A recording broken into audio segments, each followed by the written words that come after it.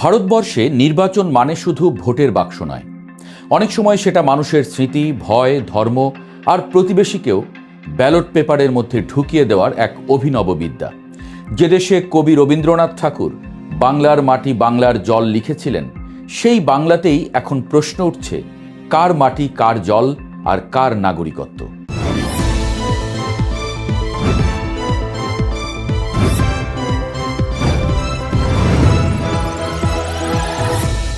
পশ্চিমবঙ্গের নতুন মুখ্যমন্ত্রী শুভেন্দু অধিকারীর উত্থান যেন সেই প্রশ্নেরই নতুন সংস্করণ। শুভেন্দু অধিকারী ক্ষমতায় বসেই বুঝিয়ে দিয়েছেন তিনি নবান্নে শুধু মুখ্যমন্ত্রীর চেয়ারে বসতে আসেননি, তিনি এসেছেন এক ধরনের রাজনৈতিক ভাষা প্রতিষ্ঠা করতে। সেই ভাষার প্রধান শব্দ অনুপ্রবেশকারী। তিনি নির্বাচনের ফল বেরোনোর পর থেকেই বলতে শুরু করলেন বিজেপিকে হিন্দুরা ভোট দিয়েছে, মুসলিমরা দেয়নি। যেন গণতন্ত্রের ব্যালট বাক্স এখন ধর্ম দেখে ভোট গোনে। মানুষ ভোট দিয়েছে উন্নয়নের জন্য না রেশন কার্ডের জন্য সেটা গৌণ, আসল কথা হলো কে মসজিদে যায় আর কে মন্দিরে। কলকাতার মুসলমানদের তিনি বহুদিন ধরেই বাংলাদেশি অনুপ্রবেশকারী হিসেবে তুলে ধরছেন। তার বক্তব্য অনুসারে সীমান্ত পেরিয়ে লাখ লাখ মানুষ রাতের অন্ধকারে পশ্চিমবঙ্গে ঢুকেছে, আর বিদায়ী মুখ্যমন্ত্রী মমতা বন্দ্যোপাধ্যায় তাদের জন্য দরজা খুলে দিয়েছিলেন। এখন সেই দরজা বন্ধ হবে। রাজনীতি বড় বিচিত্র বস্তু। একসময় মানুষকে বলা হতো তুমি গরিব, তুমি কৃষক, তুমি মধ্যবিত্ত। এখন বলা হচ্ছে তুমি অনুপ্রবেশকারী, অর্থাৎ পরিচয়ের নতুন নাম ভয়। বাংলাদেশের মানুষের উদ্বিগ্ন হওয়ার কারণ তাই উড়িয়ে দেওয়া যায় না। কারণ পশ্চিমবঙ্গ আর বাংলাদেশের সম্পর্ক কেবল দুটো প্রশাসনিক অঞ্চলের সম্পর্ক নয়। এই দুই বাংলার মধ্যে ভাষা আছে, গান আছে, রান্নাঘরের গন্ধ আছে, নদীর জল আছে, এমনকি গালাগালির ধরনও এক। সেই জায়গায় দাঁড়িয়ে যখন এক পক্ষ অন্য পক্ষকে সন্দেহের চোখে দেখতে শুরু করে, তখন সীমান্তের কাঁটাতার শুধু জমির উপর ওঠে না, মানুষের মনেও ওঠে। বাংলাদেশ ভারত সীমান্ত বহুদিন ধরেই উত্তেজনার এলাকা।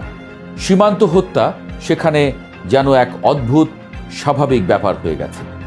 বিএসএফ বহুবার অবৈধ অনুপ্রবেশ ঠেকানোর নামে গুলি চালিয়েছে। আন্তর্জাতিক নিয়ম নীতি অনেক সময় গরুর দড়ির মতো ব্যবহার হয়েছে, প্রয়োজন হলে টানা, না হলে ছিঁড়ে ফেলা। বাংলাদেশের ভেতরেও এ নিয়ে ক্ষোভ বাড়ছে। আর সেই সময় শুভেন্দুর মতো একজন মুখ্যমন্ত্রী যখন প্রকাশ্যে মুসলিম বিদ্বেষী ভাষা ব্যবহার করেন, তখন পরিস্থিতি আরও স্পর্শকাতর হয়ে ওঠে। ভারতের রাজনীতিতে গত কয়েক বছরে সংকীর্ণ হিন্দু জাতীয়তাবাদ শক্তিশালী হয়েছে। নাগরিকত্ব সংশোধনী আইন, সিএএ, জাতীয় নাগরিক পঞ্জি, এনআরসি আর বাংলাদেশি অনুপ্রবেশকারী প্রসঙ্গ বিজেপির রাজনৈতিক অভিধানের সবচেয়ে মোটা অক্ষরের শব্দ। শুভেন্দু অধিকারী সেই অভিধানেরই এক নিষ্ঠাবান ছাত্র। তার বক্তৃতায় প্রায়ই বাংলাদেশি অভিবাসীদের সামাজিক ভারসাম্য ও নিরাপত্তার জন্য হুমকি হিসেবে তুলে ধরা হয়। যেন পশ্চিমবঙ্গের সমস্ত সমস্যার কারণ বেকারত্ব নয়, শিল্পহীনতা নয়, দুর্নীতি নয়, বরং সীমান্ত পেরিয়ে আসা কিছু মানুষ। রাজনীতিবিদেরা মাঝে মাঝে এমনভাবে কথা বলেন যেন ইতিহাস শুরু হয়েছে তাদের দল ক্ষমতায় আসার পর থেকে। অথচ ভারত ও বাংলাদেশের সম্পর্ক বহুস্তরীয়।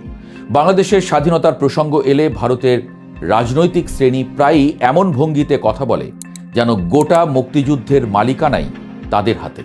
এতে বাংলাদেশের সার্বভৌমত্বের প্রশ্নে এক ধরনের অস্বস্তি তৈরি হয়। কারণ স্বাধীনতা কোনো দান নয়, সেটা রক্ত দিয়ে কেনা জিনিস।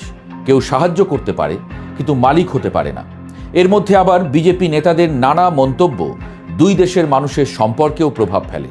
পশ্চিমবঙ্গের কোনো নেতা যদি বাংলাদেশিদের নিয়ে অবমাননাকর মন্তব্য করেন, সেটা শুধু রাজনৈতিক তর্ক থাকে না, সেটা সীমান্তের দুই পাশের সাধারণ মানুষের মনেও বিষ ঢালতে শুরু করে।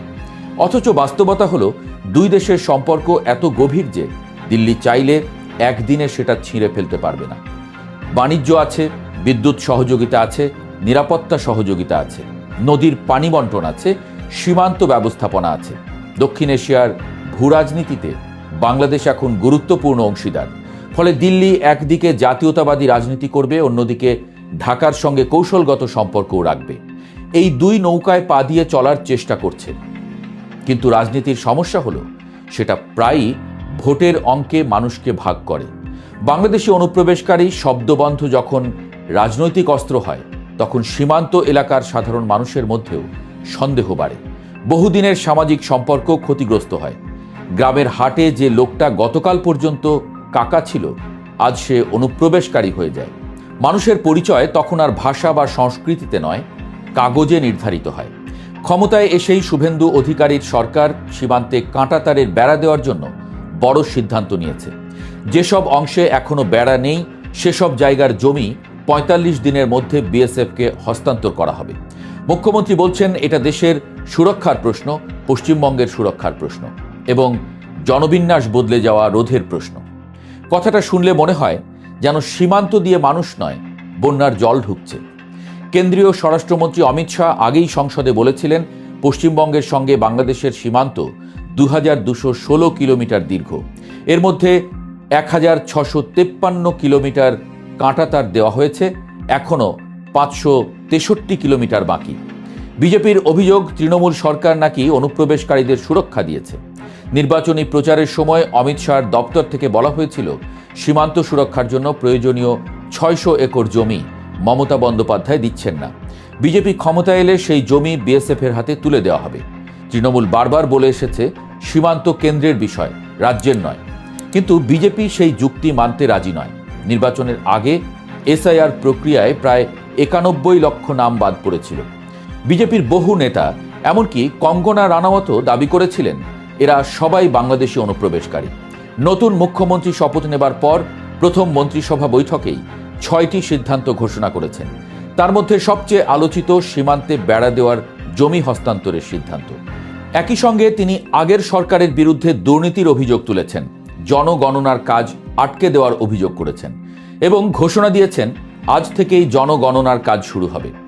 ডিএ বাড়ানোর প্রশ্নে অবশ্য তিনি কূটনৈতিক হাসি হেসে বলেছেন পরবর্তী বৈঠকে আলোচনা হবে। অর্থাৎ ভোটের সময় আবেগ আগে, টাকার প্রশ্ন পড়ে। শুভেন্দু অধিকারী ঘোষণা দিয়েছেন ডক্টর শ্যামাপ্রসাদ মুখার্জির আদর্শ ও নরেন্দ্র মোদীর নেতৃত্বে ডাবল ইঞ্জিন সরকার মানুষের জন্য কাজ করবে। একই সঙ্গে তিনি আশ্বাস দিয়েছেন আগের সরকারের সামাজিক প্রকল্পগুলো বন্ধ হবে না। অর্থাৎ ভোটারদের রেশনও থাকবে, আবার রাজনৈতিক বক্তৃতায় অনুপ্রবেশকারীও থাকবে। একই হাতে ভাতা আর এক হাতে ভয়, এটাই আধুনিক রাজনীতির যুগলবন্দি। কিন্তু শেষ পর্যন্ত একটা প্রশ্ন থেকে যায়, সীমান্তে যত কাঁটাতার বসানো হোক, মানুষের মন কি সত্যিই বেড়া দিয়ে ভাগ করা যায়? দুই বাংলার ইতিহাস এত সহজ নয়। ভাষা, সংস্কৃতি, আত্মীয়তা আর স্মৃতি, এসবের উপর পুলিশি টহল বসানো যায় না।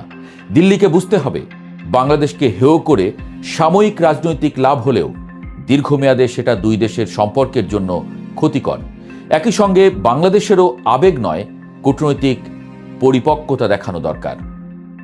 কারণ দক্ষিণ এশিয়ার স্থিতিশীলতা ঘৃণায় নয়, সহযোগিতায় তৈরি হবে। ভোটের মঞ্চে মানুষকে ভাগ করা সহজ, কিন্তু ইতিহাসের সামনে দাঁড়িয়ে সেই বিভাজনের দায় বহন করা কঠিন। আর রাজনীতিবিদেরা সেটা যত দেরিতে বুঝবেন, সীমান্তের কাঁটাতার তত লম্বা হবে, কিন্তু মানুষের নিরাপত্তাবোধ ততই ছোট হয়ে যাবে।